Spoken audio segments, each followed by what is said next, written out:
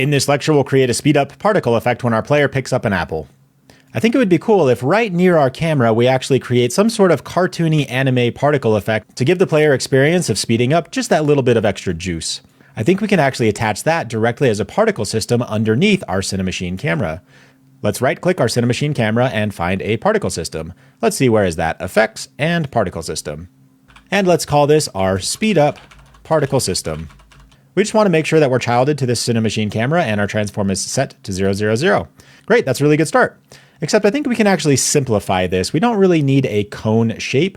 Let's just actually go ahead and change this to a circle.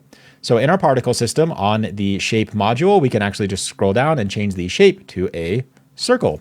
We just want this appearing just barely ever so slightly in front of the camera. We're actually just doing a 2D particle effect. Let's actually just say on the Z value in front of our camera, it's just exactly 1 unit away. If we move it too far away in front of the camera, we might actually start to clip with other game objects on our scene. I think the first thing that we can actually change is the type of particle that we're shooting out of our particle system. Let's just get it rendering our 2D texture. So in our renderer here, if you scroll down to the renderer module, we just want to change this material property to our own custom particle.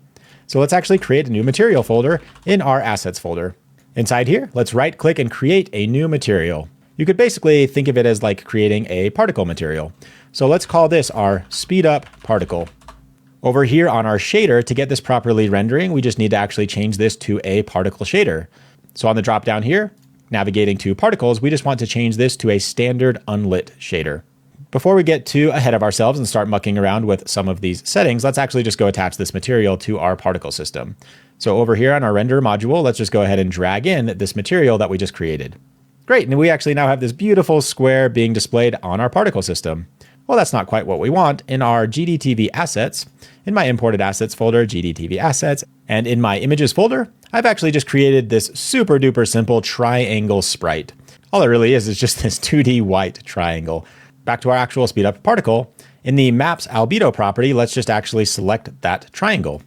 Next, we just need to change the rendering mode from opaque to fade. There's a couple different rendering modes that we actually could use to achieve the effect we're looking for, but I think fade makes the most sense for us. I think that's all we need to do on our particle material for now. Let's go ahead and navigate back to our actual particle system. And we're off to a good start. We just actually need to scroll back down once again to our renderer module and change the render mode from billboard to stretched billboard. That way they're all just kind of stretching and pulling from the inside out, and then just always making sure that they're billboarding toward the camera based on which direction they're stretching. Now we do just want to actually fire one short burst at the very top, but I find it helpful to actually keep looping on while we're modifying our particle system just so we can continually see it in our game view and our scene view. So I think the next thing we'd like to modify is this circle shape. I just want each individual particle being created at some point near the middle of this circle and then just kind of spreading outwards like it already is. I think our radius just probably needs to increase, somewhat significantly. So probably somewhere around there is probably a good start, somewhere around 2.6 or so. But I think the particles are just moving way too fast. So up here in our particle system, just at the very top module, maybe something even as drastic as like 1/10 of our current speed. So let's try 0.5 for now. But the real secret sauce of what we're actually looking for that we'd like to achieve is getting each individual triangle to just kind of be stretching from the inside out. Let's scroll all the way back down to our render module and find this length scale property. We're going to up this length scale to just kind of stretch our triangle from the inside out. Let's scroll all the way back up to our very top module and modify our start size. At the moment, they're just probably way too big. I think changing it from something like 1 to, let's try 0.2. Yeah, I think that's already looking quite good. But I don't think we have our triangles quite stretched enough. Every once in a while, our triangles are still just actually completely appearing on screen. I never want the player to actually see the base of the triangle. So now all we need to do is just kind of tune and tweak our settings until we have the effect we're looking for. But we're pretty close. Let's just try increasing our length scale from something like where it was previously. I think it was around 5 to maybe something around 10, maybe even 11 looks pretty good, just to make sure the player never actually sees the base of the triangle.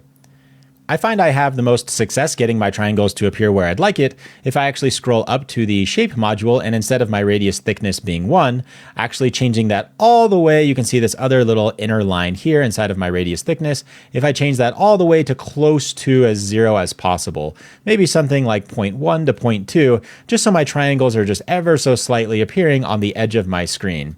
I just want these triangles barely appearing. It can also be a really good idea to make sure all of this is working at our different fields of view. For example, our max field of view when we're all the way zoomed out is 85. Just make sure you're also testing it to make sure that it looks good, especially when it's all the way zoomed out. So I think the last thing that we actually need to do is change this from looping to not looping. And then we just need actually some sort of burst duration to only last maybe less than a second or so. Let's try 0.6 seconds for now. Let's actually just see what that looks like when we actually fire that entire burst now that we're not looping. Okay, cool. Yeah, you can actually see those triangles appearing around the screen. I think we can increase the emission by just a tad. Instead of our rate over time being 10, let's change it to 25 and try that one more time. Yeah, not looking half bad. Which will introduce you to this lecture's challenge. Go ahead and tweak your speed up particle system to get the sort of speed up effect you're looking for. Spend as much or as little time on this challenge as you'd like to get the sort of speed up particle system effect you're looking for. Pause the video and I'll see you back here shortly. Welcome back. I've got mine pretty close to where I want it. Let's change our Cinemachine camera field of view back to where we had it before. I think the starting field of view we like is 60. Yep, I think that looks good. And now all we need to do is actually just fire this particle system off through code. So let's actually do that in our camera controller. With our camera controller open, let's just go ahead and create a serialized field for a reference to that specific particle system. Let's grab a particle system. We'll call it the speed up particle system. And then all we need to do is just play this speed up particle system when we are actually speeding up. So in our change camera FOV, right after we start our coroutine, we can just say if speed amount is greater than 0, since we don't want to actually fire the particle system if we're slowing down, then we just want to go into our speed up particle system dot play with a capital P. That will just fire that entire particle system whenever we want it to. Nice, let's go try that out back in Unity. We just want to make sure that on our particle system, we just want to untoggle play on awake so it doesn't fire at the very beginning of the game. On our Cinemachine camera controller, let's go ahead and assign this speed up particle system. Blow up our game view, hit it to play, and let's pick up some apples.